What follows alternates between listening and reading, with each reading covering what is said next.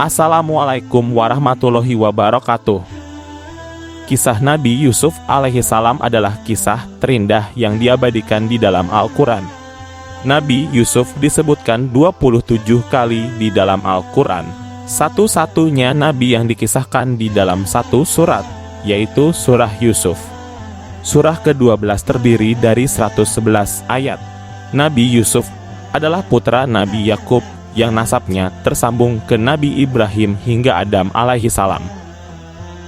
Dari Abu Hurairah radhiyallahu anhu, Rasulullah ditanya, "Siapakah orang yang paling mulia?"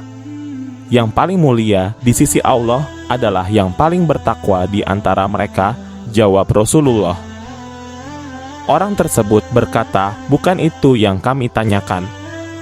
Manusia yang paling mulia adalah Yusuf, Nabi Allah, anak dari Nabi Allah, anak dari kekasihnya," jawab beliau. Orang tersebut berkata lagi, "Bukan itu yang kami tanyakan. Apa dari keturunan Arab?" Tanya beliau. Mereka menjawab, "Iya betul." Beliau bersabda, "Yang terbaik di antara kalian di masa jahiliyah adalah yang terbaik dalam Islam jika dia itu faqih paham agama." Hadis riwayat Bukhari. Yusuf yang artinya orang yang tampan, lahir di Syam. Ibunya bernama Rahil, istri kedua Nabi Yakub. Yusuf dikenal sebagai sosok bijaksana, tampan, dan mampu menafsirkan mimpi. Kesabaran dan kesopanannya luar biasa. Dalam Al-Quran, disebutkan bahwa Nabi Yusuf bermimpi 11 bintang sujud kepadanya, dan ini terjadi saat beliau masih kecil, sebelum balik atau sebelum usia 10 tahun. Bulan dan matahari juga sujud kepada Nabi Yusuf. Ketika beliau menceritakan mimpinya kepada ayahnya, Yusuf diingatkan agar tidak menceritakan mimpinya kepada saudara-saudaranya oleh ayahnya. "Wahai anakku yang kucintai, janganlah engkau menceritakan mimpimu kepada saudaramu." Ingatlah ketika Yusuf berkata kepada ayahnya, "Wahai ayahku, sungguh aku bermimpi melihat 11 bintang matahari dan bulan, kulihat semuanya sujud kepadaku." Ayahnya berkata, "Wahai anakku, janganlah engkau ceritakan mimpimu kepada saudara-saudaramu, mereka akan membuat tipu daya untuk membinasakanmu, sungguh setan itu musuh yang jelas bagi manusia." Kemudian Nabi Yakub memiliki anak yang banyak, namun kecenderungan hatinya tampak kepada Nabi Yusuf sehingga menyebabkan kecemburuan bagi anak-anaknya yang lain. Hikmahnya, kalau kita jadi orang tua jangan membeda-bedakan anak. Anak Nabi Yakub yang lain akhirnya membuat rencana jahat untuk menjauhkan Nabi Yusuf dari ayahnya Nabi Yakub. Ketika saudara-saudaranya berkata, "Bunuhlah Yusuf atau buanglah dia ke suatu tempat agar perhatian ayah tertumpah padamu. Dan setelah itu, kamu menjadi orang yang baik." Seorang di antara mereka berkata, "Janganlah kamu membunuh Yusuf, tetapi masukkan saja dia ke dasar sumur, agar dia dipungut oleh sebagian musafir, jika kamu hendak berbuat." Mereka mengatakan, "Kita jauhkan lalu nanti kita bertaubat." Usulan yang pertama untuk membunuhnya, kemudian yang kedua mengatakan buang saja di sumur. Ini mudarat paling ringan. Lalu anak Nabi Yakub yang lain berusaha mengajak Nabi Yusuf bermain agar bisa dijauhkan. Akhirnya Nabi Yakub tidak kuasa menolaknya. Dia Yakub berkata, "Sesungguhnya kepergian kamu bersama dia Yusuf sangat menyedihkanku, dan aku khawatir dia dimakan serigala sedang kamu lengah darinya." Sesungguhnya mereka berkata, "Jika dia dimakan serigala, padahal kami golongan yang kuat, kalau demikian tentu kami orang-orang yang rugi." Kemudian Nabi Yusuf dibawa dengan syarat harus dijaga karena ketika itu usia Nabi Yusuf masih muda. Kemudian mereka kembali membawa gamisnya Nabi Yusuf yang berlumuran darah. Mereka berpura-pura menangis. Nabi Yakub menaruh curiga karena gamisnya tidak robek. Maka Nabi Yakub tahu kalau anaknya yang lain memiliki rencana jahat kepada Nabi Yusuf. Kemudian Nabi Yusuf dibuang dan ditemukan oleh pedagang lalu menjualnya di pasar Mesir dengan harga murah. Ternyata yang membeli Yusuf dikatakan adalah serang pejabat Mesir. Kemudian Nabi Yusuf tinggal di istana Raja Mesir. Sang Raja Mesir meminta istrinya agar memuliakan Yusuf dengan baik karena usianya yang masih kecil. Kemudian Allah Ta'ala menganugerahkan ketampanan yang luar biasa kepada Nabi Yusuf. Istri Al-Aziz bernama Zulaikha pun jatuh cinta kepada Nabi Yusuf, lalu setan membisikinya agar melakukan sesuatu yang keji. Saat itu Zulaikha tak kuasa menahan hasratnya hingga memanggil Nabi Yusuf yang saat itu sudah dewasa dengan berkata, "Kemarilah mendekat padaku." Nabi Yusuf pun berdoa kepada Allah, "Aku berlindung kepada Allah karena Tuanku telah memperlakukanku dengan baik. Sesungguhnya orang yang zalim tidak akan beruntung." Lalu Nabi Yusuf lari menolak ajakan Zulaikha. Ketika berusaha lari, Zulaikha menarik gamis bagian belakang Nabi Yusuf hingga robek. Saat Nabi Yusuf membuka pintu untuk keluar, beliau mendapati Al-Aziz, suami Zulaikha, berada di depan pintu. Betapa terkejutnya Al-Aziz melihat kejadian itu. Di tengah situasi itu, Zulaikha menuduh Nabi Yusuf berbuat jahat dan ingin memperlakukanku demikian. "Dia telah menggodaku, sedangkan aku tidak mau melakukan itu," kata Zulaikha di hadapan suaminya. Lalu datanglah seorang memberikan kesaksian untuk mencari tahu siapa yang bersalah di antara mereka. Saksi itu berkata, jika gamisnya robek dari depan berarti Yusuf tidak mau, tetapi kalau robeknya dari belakang berarti Zulaikha yang menginginkan perbuatan keji itu. Akhirnya diketahui bahwa gamis yang robek itu di bagian belakangnya. Al-Aziz memiliki sifat tidak cemburu atas apa yang dilakukan istrinya. Dia hanya mengatakan kepada Nabi Yusuf agar diam dan jangan berbicara itu lagi. Disebutkan tanda kebesaran Allah kepada Nabi Yusuf sehingga beliau menolak ajakan Zulaikha, yaitu melihat rupa Nabi Yakub, ayah Nabi Yusuf, di depannya, sehingga beliau takut. Melihat malaikat di depannya, ada tulisan di depannya agar tidak melakukan demikian. Setelah itu tersebarlah berita bahwa istri Al-Aziz menggoda pelayannya Nabi Yusuf. Lalu Zulaikha mengatakan kepada para perempuan di Mesir, "Kalian berbicara demikian karena tidak melihat ketampanannya."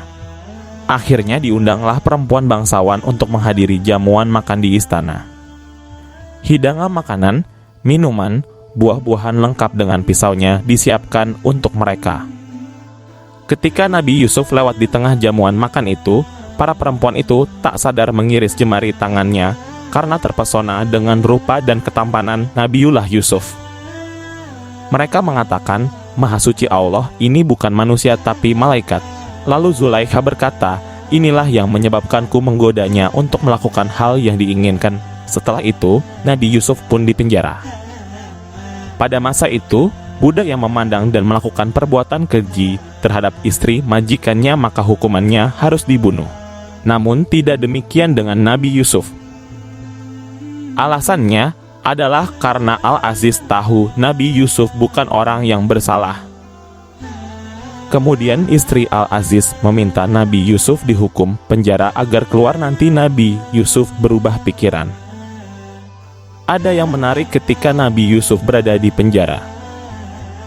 Beliau bertemu dua pelayan raja yang juga mendekam. Keduanya mengetahui Nabi Yusuf adalah orang saleh. Ketika keduanya bermimpi di penjara, Nabi Yusuf diminta menakwilkan mimpinya. Salah seorang menceritakan mimpinya kepada Nabi Yusuf, "Aku bermimpi memeras anggur yang akan kujadikan khamar." Lalu Nabi Yusuf menerangkan arti mimpi itu, "Bergembiralah engkau. Sebentar lagi kau akan dibebaskan dari penjara dan diterima sebagai kepala bagian minuman raja karena tuduhan terhadapmu tidak terbukti." Seorang lagi menceritakan mimpinya, "Aku bermimpi membawa kue di atas kepalaku, ketika itulah seekor burung datang memakan kue itu." Nabi Yusuf pun berkata, "Sayang sekali engkau akan mengalami nasib buruk, tuduhan terhadapmu terbukti. Engkau akan dihukum mati di tiang salib. Mayatmu akan dimakan burung mulai dari kepalamu." Beberapa hari kemudian tafsir mimpi yang dikatakan Nabi Yusuf itu terbukti kebenarannya. Ketika Nabi Yusuf tahu ada yang selamat di antara kedua anak muda itu, maka dia berpesan agar memberitahukan keadaannya kepada sang raja. Namun, setan membuatnya lupa menyampaikan pesan itu. Alhasil, Nabi Yusuf pun semakin lama di penjara. Ketika setan membuat tipu daya, Allah Ta'ala menunjukkan kuasanya.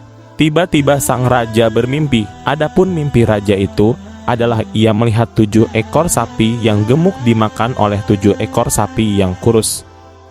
Biasanya yang dimakan yang kurus, tapi ini sebaliknya. Raja terkejut dengan mimpinya itu sehingga ia meminta ahli tafsir menerangkannya. Namun semua ahli tafsir di Mesir tidak ada yang mampu menafsirkannya. Ketika itu anak muda yang bebas dari penjara itu ingat kepada Nabi Yusuf yang ahli dalam tafsir mimpi. Lalu dia berkata kepada raja dan meminta izin bertemu Nabi Yusuf. Kemudian dia menceritakan mimpi raja itu kepada Nabi Yusuf. Nabi Yusuf menerangkan arti mimpi itu. Kamu harus bercocok tanam 7 tahun berturut-turut sebagaimana biasa, kemudian apa yang ada di tangkainya diamkan.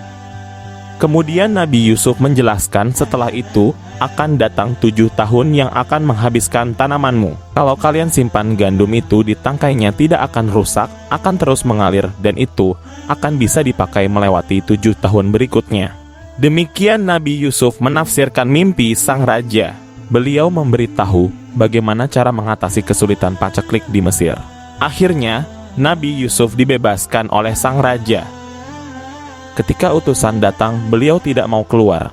Nabi Yusuf ingin bebas dari penjara dengan terhormat. Kemudian Nabi Yusuf meminta agar perempuan-perempuan yang pernah memotong tangannya dipanggil termasuk istri Raja Zulaikha. Lalu perempuan-perempuan itu mengakui bahwa Nabi Yusuf tidak bersalah dan istri Al-Aziz juga mengakuinya. Nabi Yusuf akhirnya keluar dengan terhormat dan diangkat sebagai pejabat tinggi di Mesir.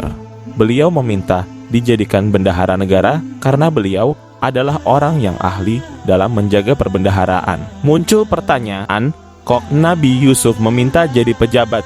Ketahuilah beliau adalah nabi yang mendapat wahyu dan beliau dimampukan Allah untuk mengemban urusan itu. Di saat Nabi Yusuf menjadi pejabat terhormat, datanglah saudara-saudaranya yang pernah menzalimi beliau. Mereka datang ke Mesir untuk membeli gandum karena di kampung halamannya di kanan Palestina, Syam sedang terjadi paceklik. Nabi Yusuf mengenal mereka, tetapi saudara-saudaranya tidak seorang pun mengenal beliau. Ketika datang ke kerajaan, mereka memperkenalkan diri bahwa mereka adalah anak-anak dari Nabi Yakub. Mereka mengatakan punya 2 saudara, satu hilang saat kecil, yang satu lagi tinggal bersama ayahnya Bunyamin. Nabi Yusuf berkata, jika kalian ingin gandum, bawalah saudara kalian yang tinggal bersama ayah kalian ke sini. Setelah itu, mereka pulang, kemudian melaporkan hal tersebut kepada sang ayah Nabi Yakub dan berharap Bunyamin diserahkan kepada bendahara Mesir agar diberikan gandum. Nabi Yakub, yang saat itu buta karena kesedihan bertahun-tahun kehilangan Nabi Yusuf, putra kesayangannya. Akhirnya Nabi Yakub berpikir bahwa ini adalah takdir Allah. Dia berpesan agar anak-anaknya menjaga Bunyamin jangan sampai hilang lagi. Ketika mereka datang membawa Bunyamin, Nabi Yusuf meminta Bunyamin duduk di sebelahnya dan berkata, "Jangan takut dengan mereka, saya ini saudaramu," kata Nabi Yusuf. Kemudian Nabi Yusuf memerintahkan untuk mengambil gelas dari emas. Ternyata barang berharga itu ada di karung milik Bunyamin. Inilah siasat Nabi Yusuf agar Bunyamin tetap bersamanya. Kata saudara Nabi Yusuf, "Kami kesini bukan untuk mencuri. Kalau tidak percaya, periksa saja, dan kalau ada tangkap dan jadikan pelayan." Strategi Nabi Yusuf pun berhasil. Saudaranya minta ditukar, tapi Nabi Yusuf menolaknya. Mereka meminta tolong kepada Nabi Yusuf agar Bunyamin dikembalikan. Namun, Nabi Yusuf menolak permintaan saudara-saudaranya itu. Di saat itulah Nabi Yusuf memberitahu kepada saudara-saudaranya bahwa dirinya adalah saudara yang mereka buang di waktu kecil. Betapa terkejutnya mereka mendengar pengakuan Nabi Yusuf itu. Akhirnya, mereka meminta maaf kepada Nabi Yusuf dan beliau pun memaafkan tanpa ada rasa dendam. Kalau kita punya masalah dengan saudara kandung, pasti disimpan dan gak dimaafkan. Bayangkan Nabi Yusuf disakiti dan dibuang ke sumur, tapi beliau tetap berlapang dada. persis seperti Nabi Muhammad SAW ketika menaklukkan Mekah. Beliau memaafkan semua kaum Quraisy yang memusuhinya. Setelah itu, Nabi Yusuf meminta saudara-saudaranya pulang ke Kanaan Palestina untuk membawa ayahnya Nabi Yakub. Nabi Yusuf menitipkan gamisnya dan berpesan agar ayahnya mengusapkan gamis itu ke wajahnya sehingga bisa melihat. Ketika tiba di Kanaan, Nabi Yakub langsung memegang gamis itu dan menciumnya. Nabi Yakub mengaku sangat mengenal pakaian itu. Setelah mencium gamis Nabi Yusuf, Nabi Yakub pun akhirnya bisa melihat dengan izin Allah. Kondisi kesehatan Nabi Yakub seketika sehat dan kembali bugar. Dia bersama keluarganya pun berangkat ke Mesir untuk bertemu anak tercinta yang dirindukannya selama bertahun-tahun. Mereka datang dengan 70 kendaraan. Nabi Yusuf menyiapkan jamuan istimewa untuk menyambut sang ayah dan saudara-saudaranya itu. Ketika tiba di Mesir, semua saudaranya bersujud kepada Nabi Yusuf. Sujud dalam hal ini bukan untuk ibadah, tetapi untuk penghormatan. Kata Nabi Yusuf di depan ayah dan saudara-saudaranya, "Inilah tafsir mimpi saya dulu yang menjadi kenyataan." Dikisahkan Nabi Yusuf berpisah dengan ayahnya selama 22 tahun. Beliau bersama ayahnya di Mesir selama 17 tahun. Beliau hidup 110 tahun dan wafat di Mesir. Beliau berwasiat agar dimakamkan di Baitul Maqdis Palestina di sebelah kakeknya. Nabi Yusuf adalah satu-satunya nabi yang kisahnya diceritakan di dalam satu surat dan dinamakan dengan surah Yusuf. Surah ke-12 terdiri dari 111 ayat. Barang siapa yang bermimpi Nabi Yusuf, maka orang tersebut akan mendapat kedudukan terhormat. Kemudian menandakan saat itu harga naik dan bala penyakit.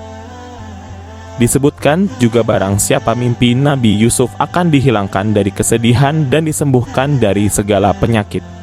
Wallahu a'lam bishawab. Itulah sedikit kisah tentang Nabi Yusuf. Kisah ini bersumber dari artikel Kalam Sindonews. Semoga bermanfaat. Assalamualaikum warahmatullahi wabarakatuh.